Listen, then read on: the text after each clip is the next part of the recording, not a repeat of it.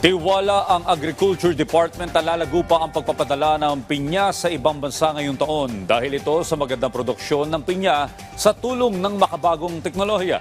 Yan ang ulat ni Vel Custodio.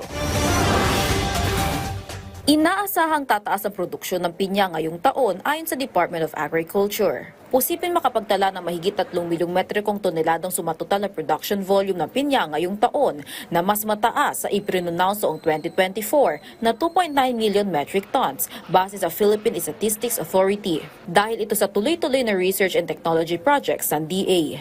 Maganda nito, tuloy-tuloy yung R&D na mga projects natin, and we're also focusing on organic kasi isa rin yun sa niche market.